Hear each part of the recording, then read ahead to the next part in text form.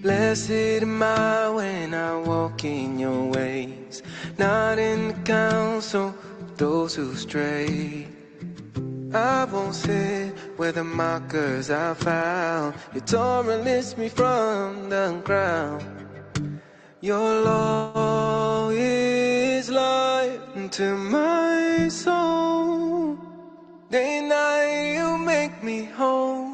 I'm planted by your river, roots down deep forever. Your law is my delight. My heart burns in your light. Wherever you call me to, Yahuah, I prosper in you. I'm planted by your river. The wicked are dust in the wind. They fade like the shadows they're in. But I'll stand in your mercy and grace. Your presence, my resting place. Your Torah written on my heart. From your truth I'll never part. I'm planted by your river, roots down deep forever. Your law is my delight. My heart burns in your light. Wherever you call me to, Yahuah, I prosper in you. I'm planted by your river, roots down deep forever. Your law is my song. In you I belong. Wherever you call me to, Yahuah, I prosper in you. I'm planted by your river. Oh, you wash the way of the righteous. You guard the ones you love. You lead us in your kindness from heaven above. No weapon formed can shake us. No storm can pull us down. We're standing on your promise. Our roots are in the ground. We're planted by your river. Ooh. Still planted by your river. Ooh. Your law is my song, forever true. Ooh.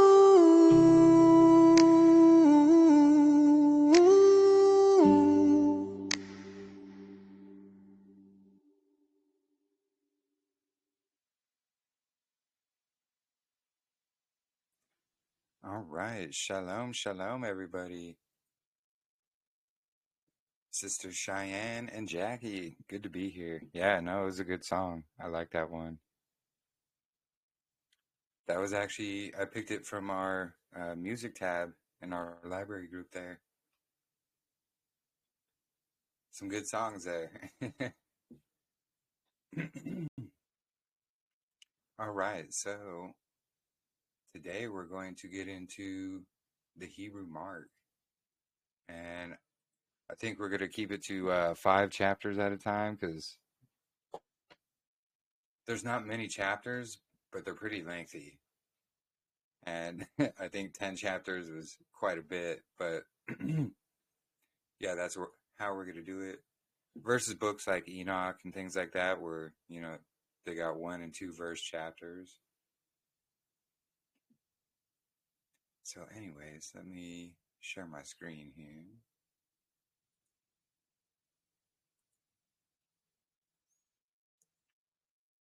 All right. Let me see. Probably zoom it in a bit more here. There we go. So before we begin, let us say a prayer and we'll get right into it. Father Abba Yahuah, we come to you in prayer for your guidance and your blessings as we read and we study through your word.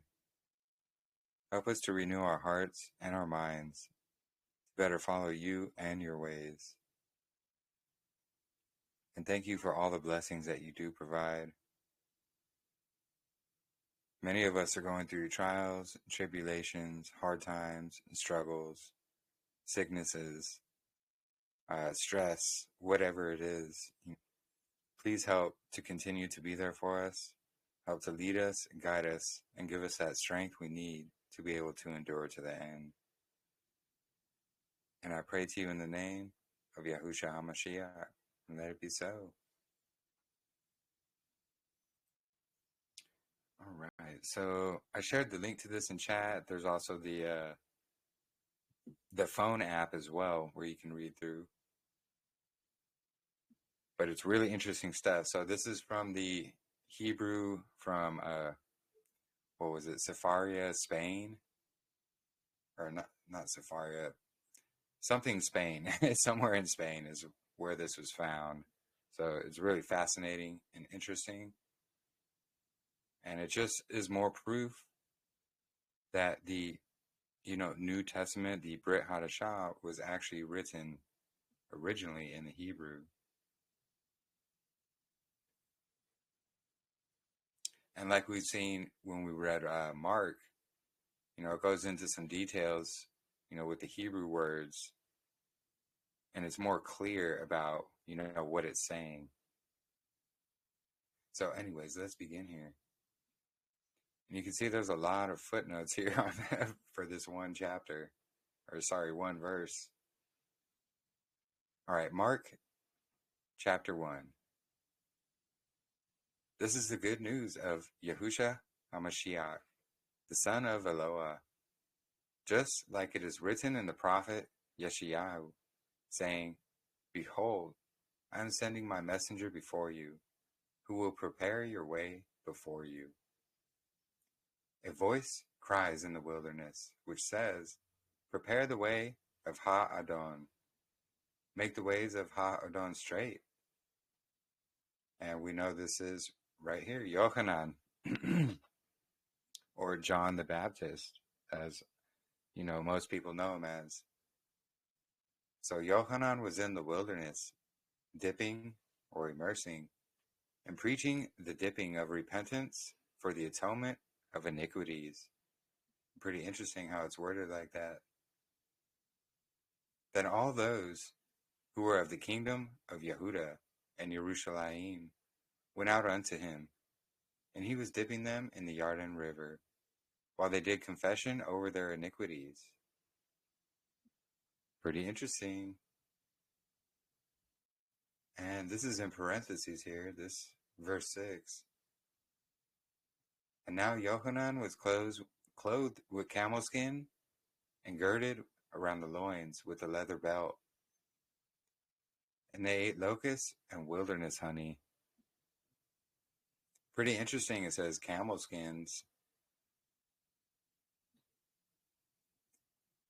And he preached and said, one stronger than me will come after me, he of whom I am not worthy to loosen the lace of his sandals.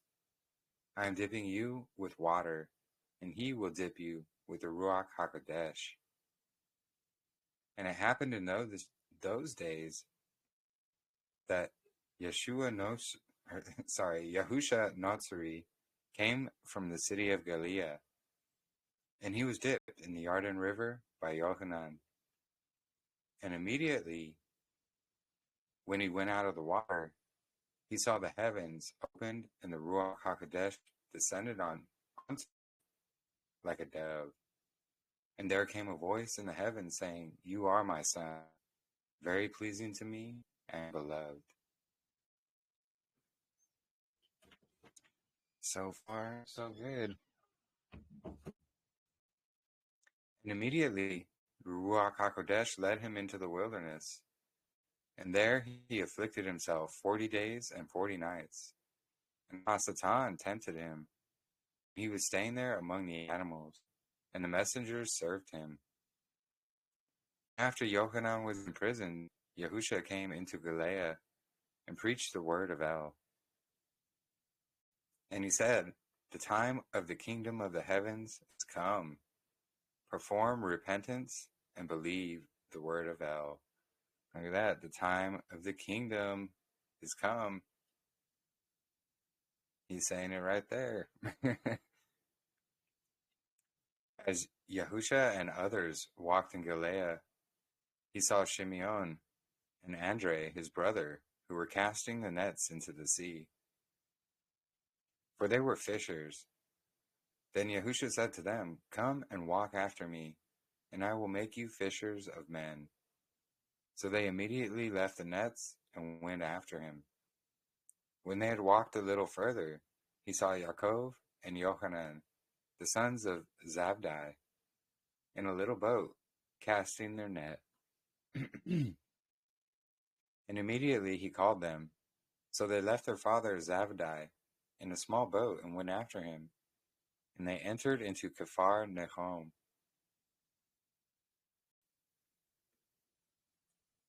And immediately on the Sabbath, they entered into their house of gathering, and he taught them. And all of them were astonished because of his instruction. For he taught like one who had power, not like wise ones of the law. And there was a man in the house of the gathering, and he was crying out and saying, "What do you have to do with me, Yahusha Nazari? Did you come to destroy us? I know that you are the set-apart one of Yahuah." But Yahusha rebuked him, saying, "Be quiet, and go out of that man."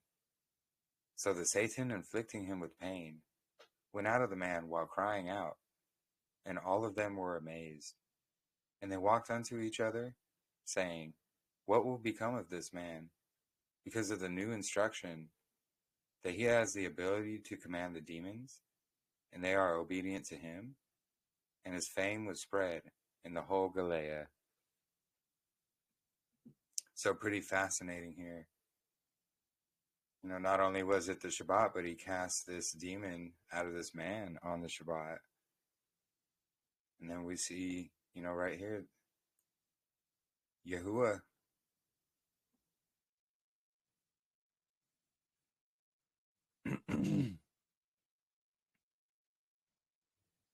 Yeah, no worries, Sister Jermaine.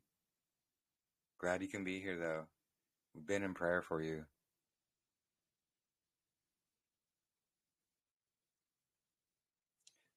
All right. Yeah, no worries.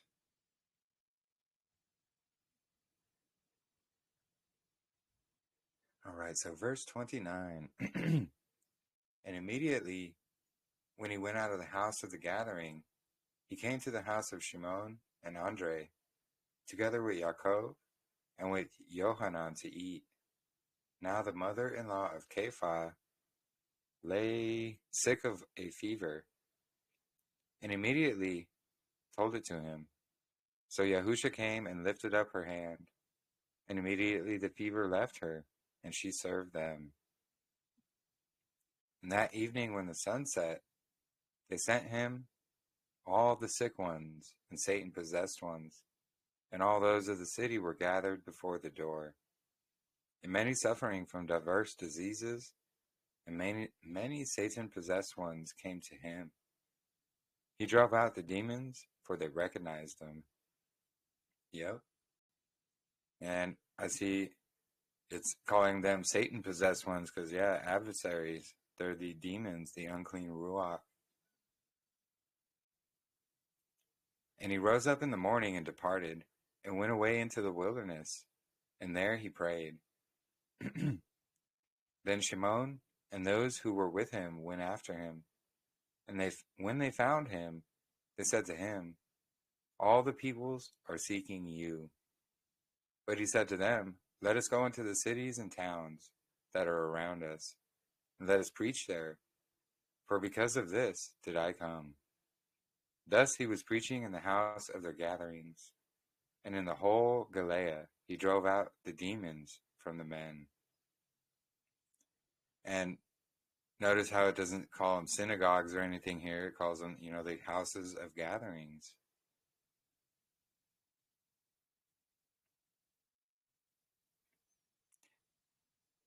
And instead of calling them Satan-possessed ones here, it actually does say demons. All right, so verse 40. And a certain leprous man came unto him, and bowed down to him, saying, If you want to, you are able to cleanse me.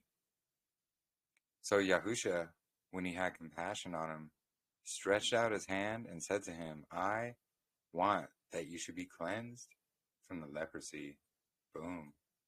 And when he was immediately cleansed, he let him out and said to him, Listen, do not tell this to any man, but go and show yourself to the chiefs of priests, and offer for your cleansing that which Moshe commanded as a testimony in Israel. Yep. And the same thing happened to Miriam, Aharon and Miriam.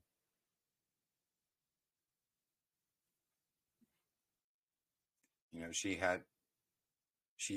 was stricken with leprosy for, mocking Moshe. And then when she was cleansed with it, there was a certain amount of time. Then she was cleansed of it, and then she had to make the offerings. All right, continuing. But when he departed, he began to preach and to publish the sign, until Yahusha was not able to enter a city in secret, but had to stay outside in the wilderness. And there the people gathered together from all sides. So published the sign of Yahuah. And after a few days, he again entered into Kephar Nahum. And when they knew that he was in the house, many people gathered together, but it could not contain them, for all the house was filled unto the door. And there came unto him 4 men, carrying a disabled man in a bed. And when they were not able to present before him, they went up to the house and destroyed it. Then they went up on the top of the roof with the bed, and brought him before Yahusha.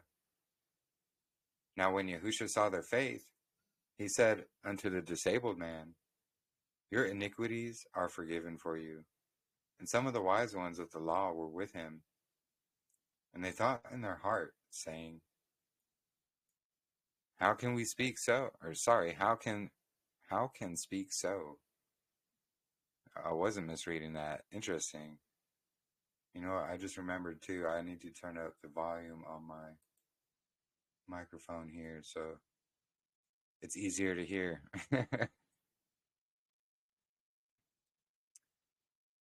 But, so, what is this? How can he speak so? I believe it's supposed to say, This is a curse, for who is able to make atonement for iniquities besides El? Yep. And immediately he recognized their thoughts by Ruach HaKodesh. And he said to them, What are you thinking in your hearts? What is an easier word to say to the disabled? Your iniquities are forgiven? Or to say, Arise, take your bed and carry it into your house and walk. But on account of this, that you may know that the Son of the Virgin has power to let go the iniquities in the earth, he said to the disabled man, I am telling you, that you must rise and take up your bed. And immediately he stood up and took his bed and walked before them all, in such a way that all of them were astonished, and blessed El, saying, From ancient times we have not seen anything like this matter. Yeah, I love it. And aside from a couple, words missing and misspellings, it's so far so good. And I just love how it distinguishes, the Ruach HaKodesh. It's the Hebrew terms.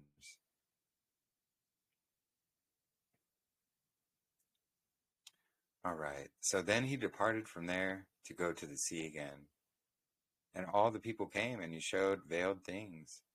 As he passed by a place, he saw Levi at his feet. What is this? This little G. Manuscript insert. He is Mattiyahu. So apparently the manuscript inserts he is Mattheyahu. Wonder why it's missing there. Why didn't they just put that in there? Anyways, so at his feet, sitting by the table of exchange, and he said to him, "Follow after me." So he stood up and followed after him. And it happened while they were eating in the house, that many lustful ones and sinners were eating with Yahusha and his Talmudim. There were also many people who walked after him. But when the scribes and the Parashim saw that Yahusha was eating with the lustful ones and with sinners, they said to his Talmudim, "Why with the lustful ones and the sinners does your rabbi eat and drink?" And when Yahusha heard this, he said, "The healthy ones do not need a healer, only they who have illness. Certainly, I did not come to call the righteous ones, but the sinners." Now there were Talmudim of Yochanan there, and of the Parashim who were afflicting themselves. And they said to Yahusha, "Why are the Talmudim of Yochanan and of the Parashim afflicting themselves, but your Talmudim are not afflicting themselves?" So Yahusha said to them, "Those who are close to the marriage, how are they able to fast like this while the bridegroom is with them? However, the time is drawing near that the bridegroom will be torn away from you. And at that time they will fast many days. No man places a new cloth on his old garment, for in another way the new cloth would break the old, and a larger tear would be made. And there is no man placing new wineskin in old skin, for the old skins would break open and the wine be spilled. However, new wine should be placed in new skins."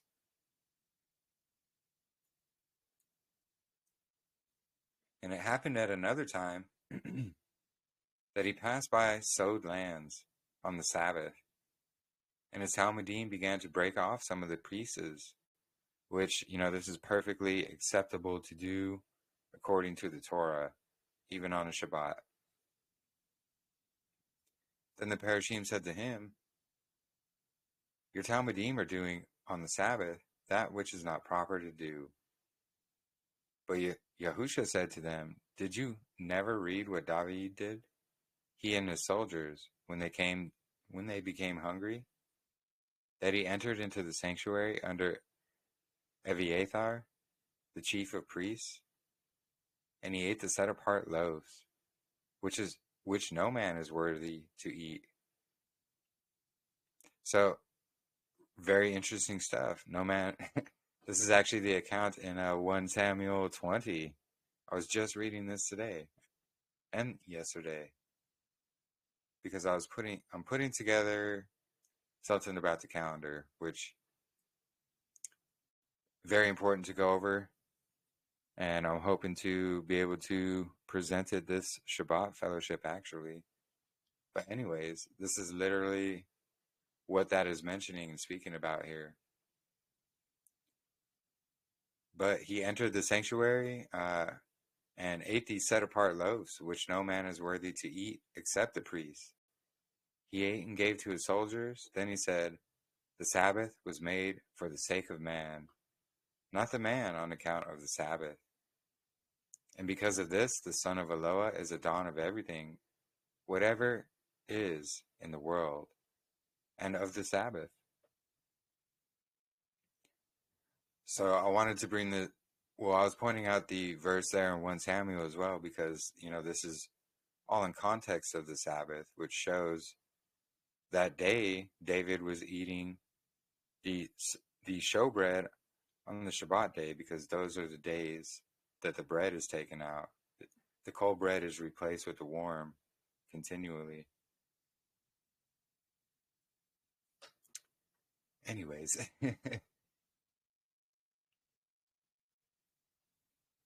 Let's see, we got chapter 3 here. So again, another time, Yahusha entered into the house of the assembly, And there was a man there with a hand dried out. And the Parashim espied him to see whether he would cleanse him on the Sabbath, in order that they would slander him.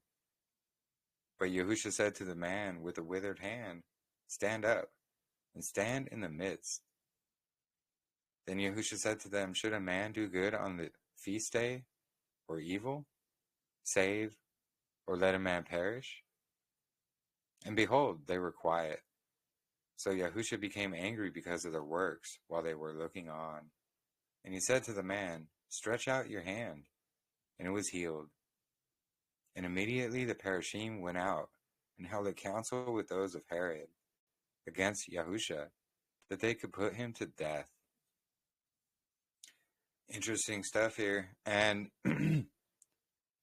so we see that the Pharisees' Sabbath day and the true Sabbath day were coinciding on these specific times here, and which does happen on the true calendar. So the Zadok calendar with the divider day, of course, not the Gregorian one, but the divider day one, there are some years that it's going to fall on the same exact day as their lunar Sabbath days are. And this year it was happening to do that. And it coincides also with the Passover event as well. How the Pharisees' Passover was the day after the true one. I just wanted to point that out because some people say, they try to say, look, they're observing the same Sabbath here. But yeah, this is only a couple events that happen, in close proximity time-wise to each other.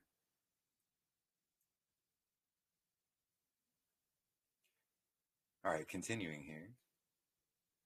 So, but Yahusha went to the sea with the Talmudim, and many people following with him from Galilee to Jerusalem, and from Yehuda, and from Edom, and from the other side of the Yarden River, and from Syria, and from Sodom. Pretty interesting. It mentions Edom there as well. They were following him. People try to hate. Especially the BLH, BHIs, the Black Hebrew Israelites. They like to point the finger and call everybody Edom who doesn't have the same color skin as them. But anyways.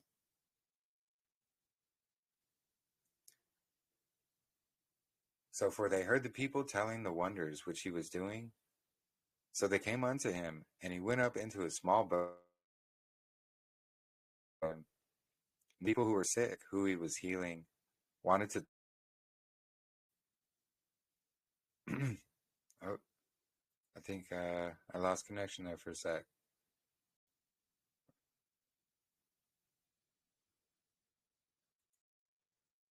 All right. So the people who were sick, who he was healing, wanted to touch him.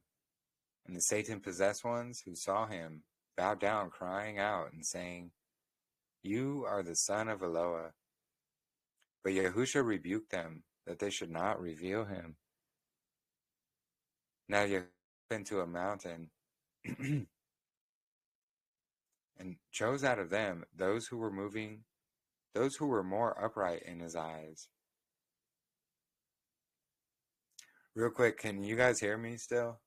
I keep getting like a little losing signal thing. Yes, I can hear you. Are you guys there?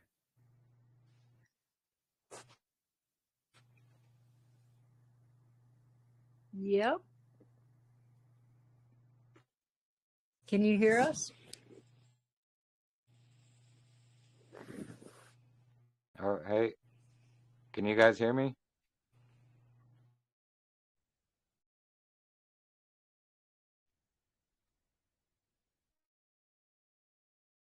Okay.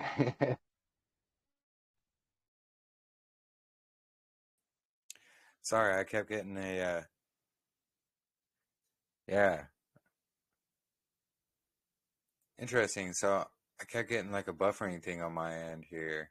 So it was glitching for some reason. I couldn't hear you, but you guys could hear me. But I can hear you now.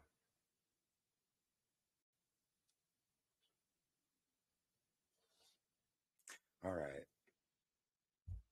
So, did you hear me read verse 10?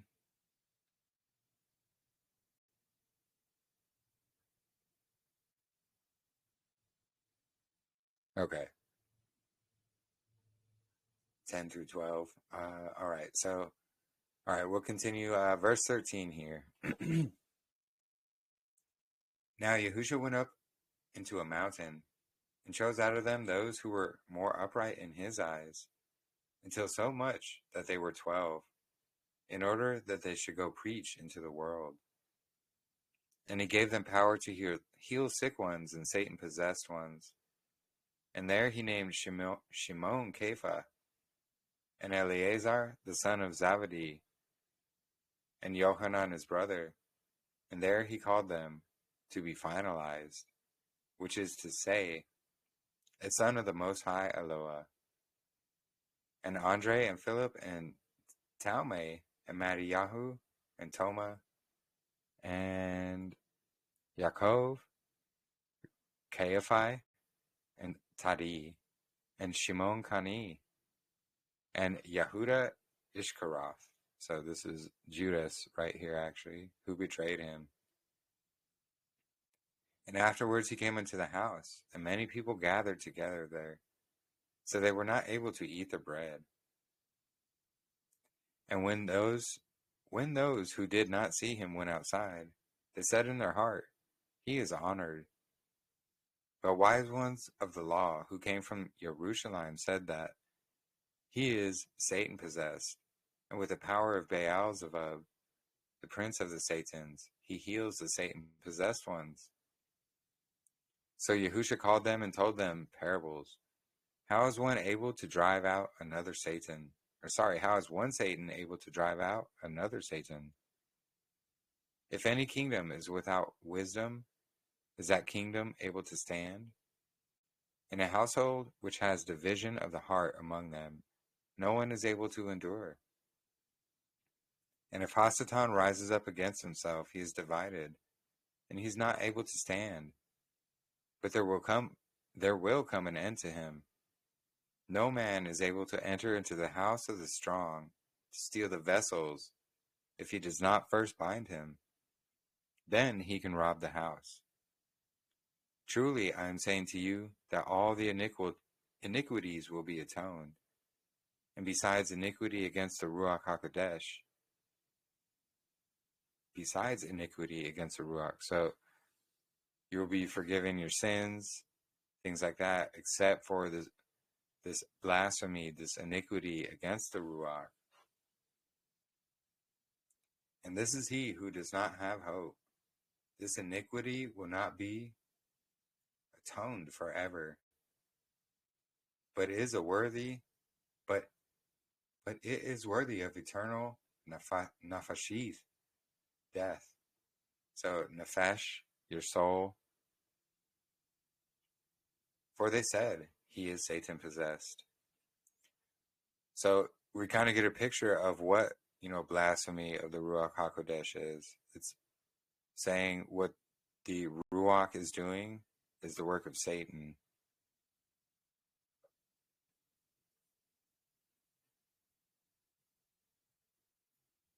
It's actually pretty clear here in the Hebrew how it words it.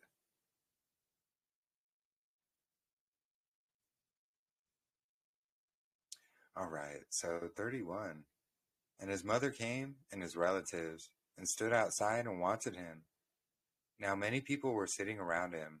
Then they said to him, Behold, your mother and your relatives are standing outside, and they are seeking you.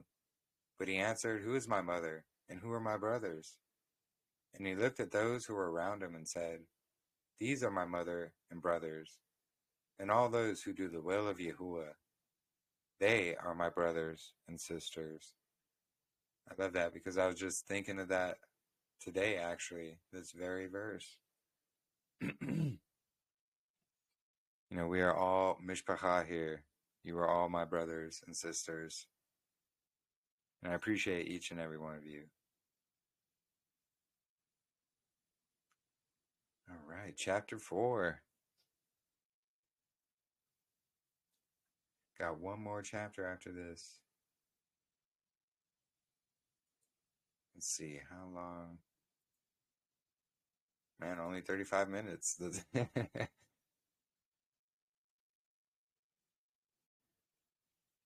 It'll be short and sweet, I guess, huh?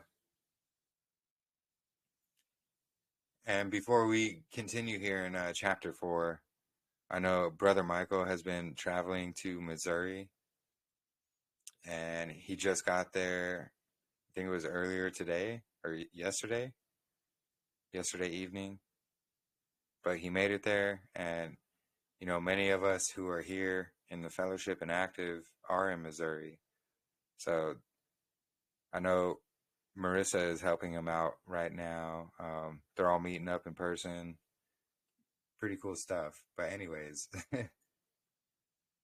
that's probably why, Marissa is not here at the moment and things like that. So I know Sister Sumi and Brandon are going through a move right now. Been praying for them as well. Definitely have missed their readings. And it helps me. It saves my voice. But anyways, I digress. So let's continue.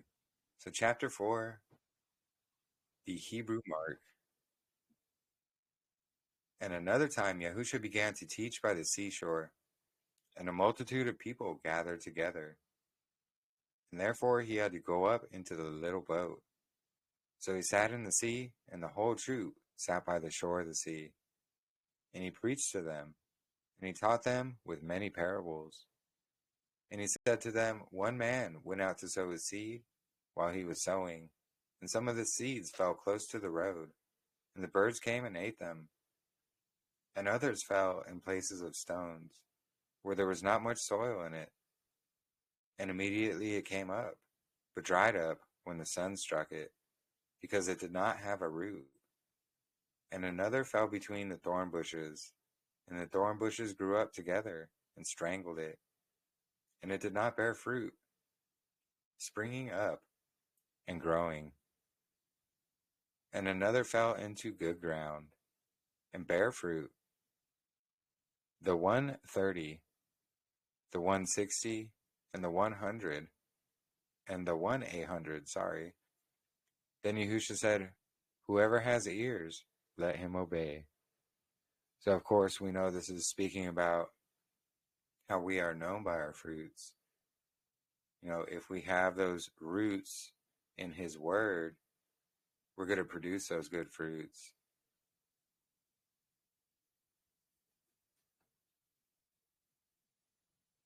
And then when he was at one side, the Talmudim asked him regarding the proverb.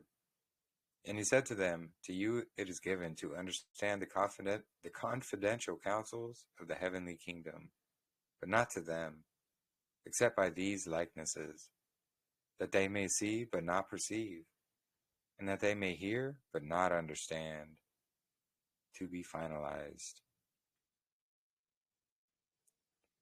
I wonder if that means they're still working on it or something. And then he said to them, do you not understand this likeness? He who sows is he who preaches the word. That which fell by the road are those who hear the words of El. But Hasatan immediately comes and removes it from their heart. And that which fell between the stones is he who hears the word of Yahuah and receives it with joy. However, he does not have a root and dries up quickly. For through indignant speech they are immediately confused. This one has a footnote why it's italicized there. These two verses are missing in this MS manuscript of Mark and are supplied from Matthew. Okay. So similar to what they do in the Dead Sea Scrolls. And that which fell in the ground of thorn bushes, there are those who hear the preaching, but the shortcomings of the world and the loss of the worldly riches strangle them, and they are left without fruit. But that which fell on good ground is the genealogy of those who hear and put it into action and bear good fruit, until there comes forth from one kernel 30, and from another 60, and from another 100. Whosoever has ears to hear, let him obey. Yep, absolutely. He also said to them, there is no man who places a burning lamp under the barrel, neither under the bed, but a man places it on a menorah. Nothing is hidden and concealed that will not become known. Whoever has ears to hear, let him obey. And it says the menorah right here as well. Let's see, be the Hebrew word for lampstand. And I say to you, take notice what you hear, for with that measure by which you measure, with that you will receive, with that amount. And he who has, let him give, but he who does not have, that thing itself which he has, they will rob from him. And moreover he said to them, thus is the heavenly kingdom, like a man who is sowing good seed in the ground. Then he slept all day and night, and he rested while the seed grew up and bore seed. But he does not know how. And more above this, the earth first brings up the plants, and afterward the ears. Then afterward the wheat fills the ear. And when the fruit is complete, immediately they put in the sickle, for it is time, the time of the harvest. Now I say to you, to what could I liken the kingdom of Yahuah? To what pattern can I liken it? It is like a grain of mustard. When it is sown in the earth, it is smaller. It is smaller than all the vegetables which are in the earth. And yeah, mustard seeds are actually really tiny, and they grow up into these huge trees. But when it is sown, it grows up, and it is made bigger than the rest of the plants. And it makes so many seeds and branches that the birds of the heavens dwell in the shade of its branch. He told them many likenesses like these, on account of this, that they may understand. And he did not speak to them without likenesses. And because of this, he explained it to them at one side. And it's interesting, it says likenesses instead of parables as well. And on that day, when it became evening, he said to them, let us pass on further. So they let the troops go. And he went up into a small boat, and other boats went into the sea with him. And then a great and mighty wind arose, and waves, until the boat began to fill up. But Yahusha was asleep in the stern on a pillow. So they woke him up and said, Rabbi, won't you turn to us while you see that we are being destroyed? Then Yahusha arose and commanded the wind and the sea that they should be quiet. And immediately there was a great quiet. Then he said to them, why did you fear? Do you still not have faith? So it's pretty interesting because this was all a test to see if they had faith. Just like he was just speaking about the faith of a mustard seed. You know, he's testing them to see if they had it.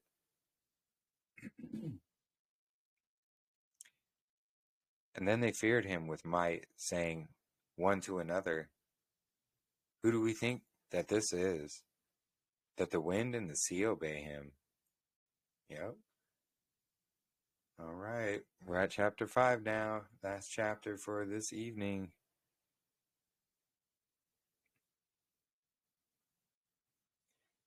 And they came across the sea towards, Gennesaret. And immediately, when he went out of the boat, one Satan-possessed man came out unto him in the way, who lay in the graves, and he was so evil that they were not able to seize him with chains, neither with iron fetters, for he continually broke them. And iron fetters are like those, medieval style handcuffs and things like that, like the big clasps. And this guy was constantly breaking them because he was just demon infested. And they were not able to calm him. But by day and by night he was standing in the graves and in the mountains, shouting and smiting himself with stones. But when he saw Yahusha afar off, he came by running and worshipped him, saying with a high voice, "What do you, Yahusha, have to do with me, O Son of the Most High El? I adjure you by the living El, that you do not inflict me with pain." And Yahusha said to him, "Go out, unclean spirit." And he asked him, "What is your name?" So he answered, "My name is a number, for they are many.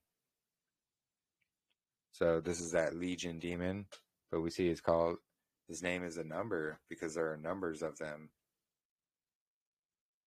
And he besieged him exceedingly, that he would not drive him out of that kingdom.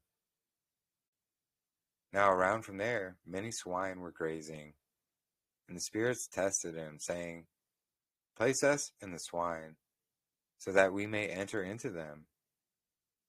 So Yahusha consented to them, and immediately the Satans went out, and they entered into the swine, and they threw themselves into the sea, and they drowned, up to 2,000.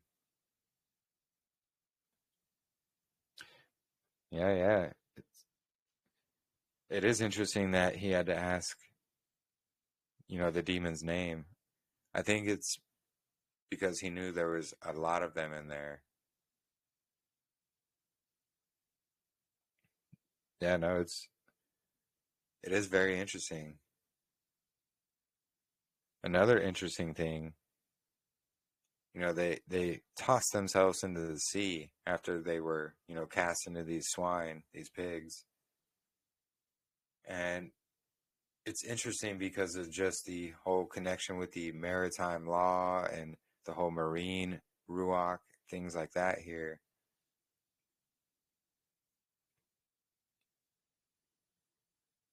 And if you don't know about any of that, it's probably something that should be looked into. Actually, I keep meaning to do like a fellowship about that.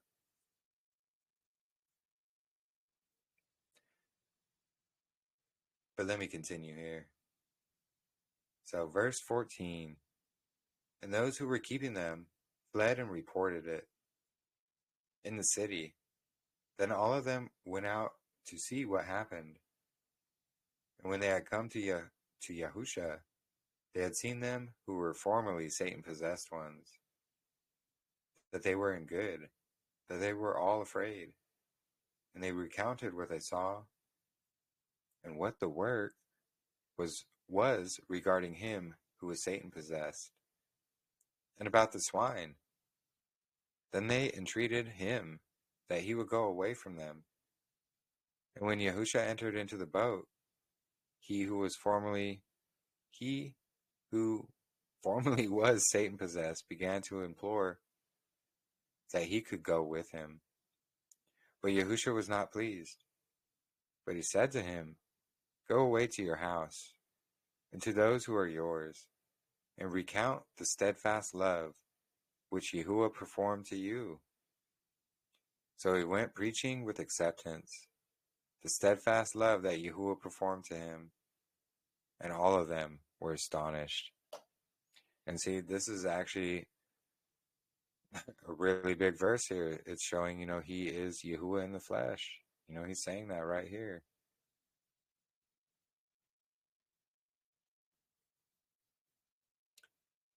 And when Yahusha passed over to the other side of the sea in a boat, many people assembled with him at the shore of the sea. And there came to him a great one from the house of the assembly, with the name of Yair.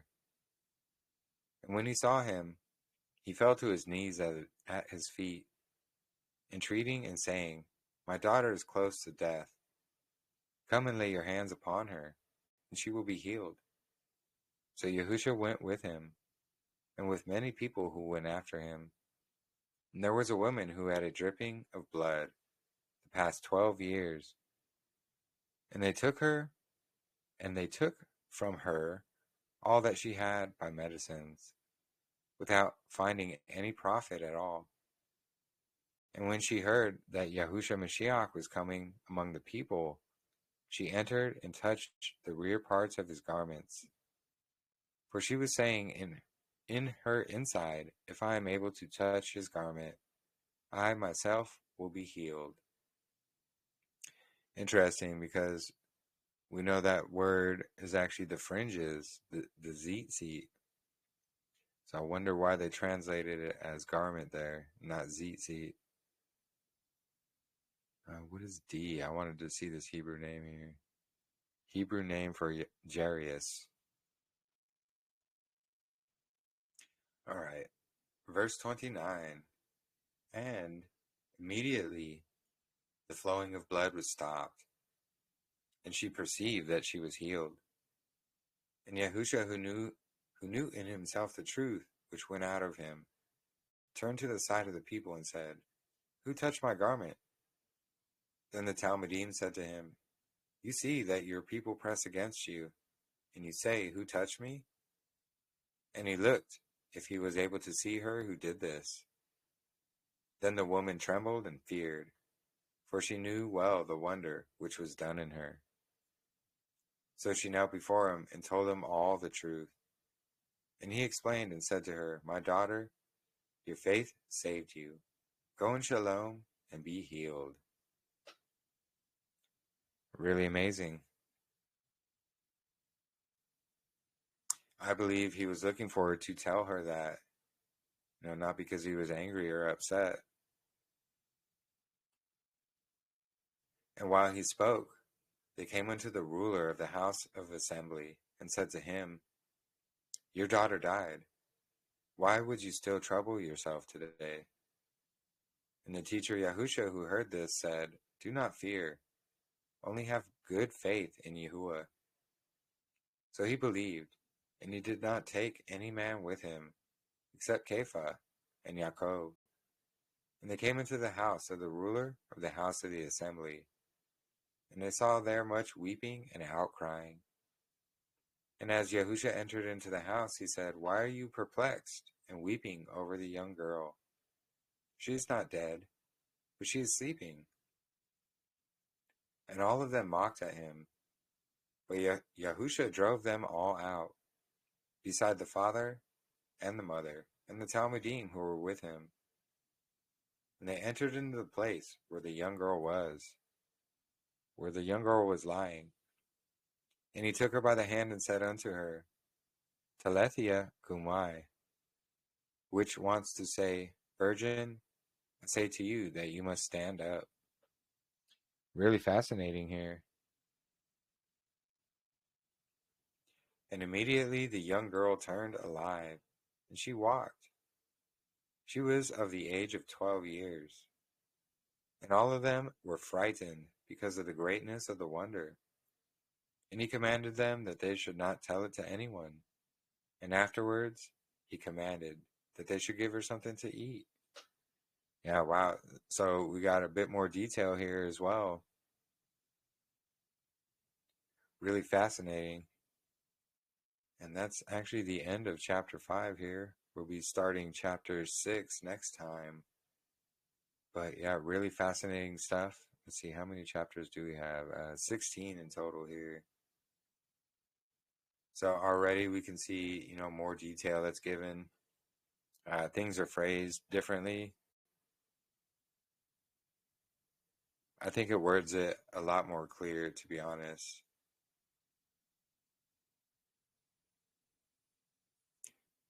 But anyways, so we do have the head of the year coming up here in just a couple weeks, honestly. Really exciting times. It's really going to be amazing to line everything up with the equinox and track it together. And yeah, we're planning on doing the fellowship in person there, right in Missouri.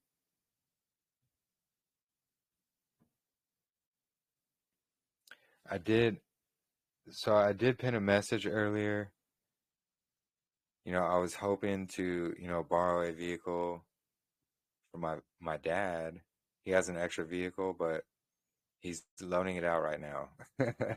So I'm having to rent a vehicle, and it's a bit more than I expected. So I did leave a pinned message there, if anybody's able to help or anything. And if not, it's all good, no worries.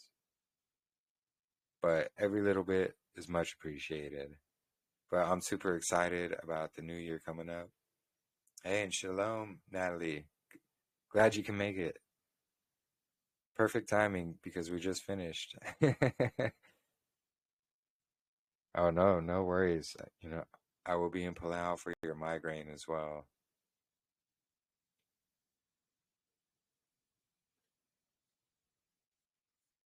Yeah, so really,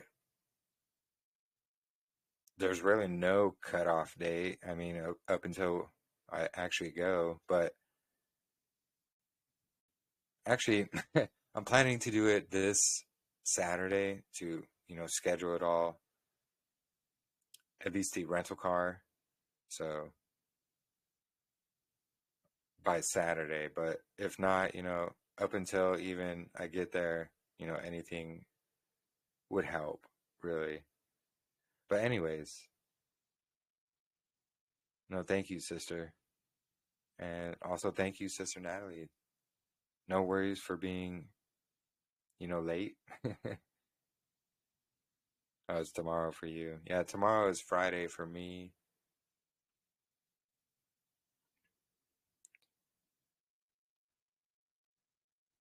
But honestly, up until then, I guess that would be really the cutoff time for it. Up until the new year, that is. I mean, because I'm going to be there for actually a whole week. Well, not a week. It's going to take a week of driving. It's 20 hours to get there. So it's 40 hours round trip, and that's not including, stops.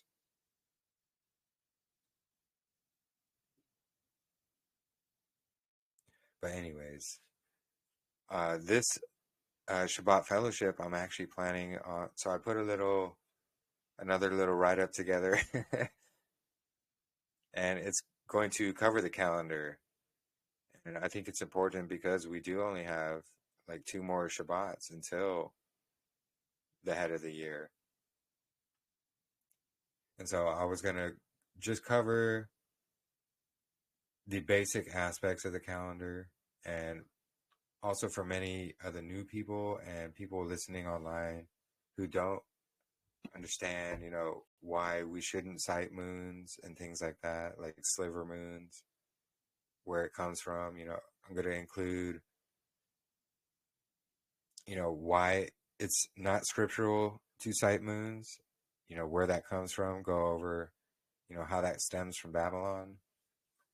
Going to go over the importance of the North, the calendar itself, the priestly courses, the witness of the sun, moon, and stars. Go over how Saturday is not the Shabbat. Just cover when a day begins again real quick, and that'll be it. So we may put the Torah portion this coming Shabbat on pause again, because I think it's going to take at least a couple hours for me to get through it all.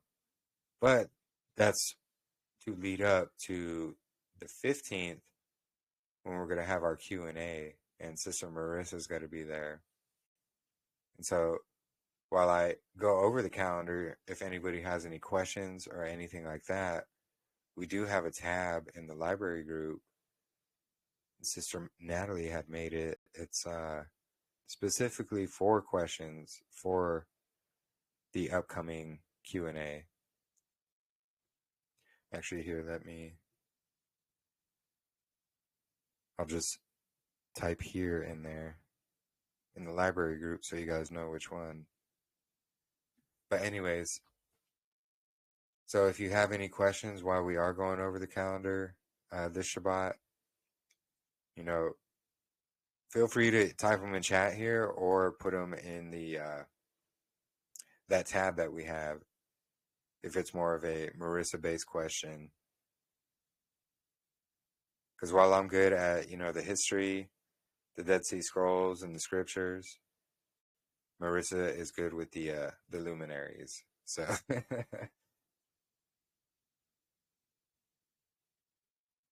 but anyways, I think that's all for this evening. I know it's been quite a busy week for quite a few of us. So, hour in, not too bad. But anyways, you know, I'm praying for all those who need prayer, you know, especially you, Sister Jermaine, and Sumi and Brandon as well. And yeah, until we meet on the next Shabbat day here, just in a few days, we will see you all then. And I pray you all have a blessed rest of your evenings or your day, Sister Jermaine. And we'll see you all then. Shalom, everybody.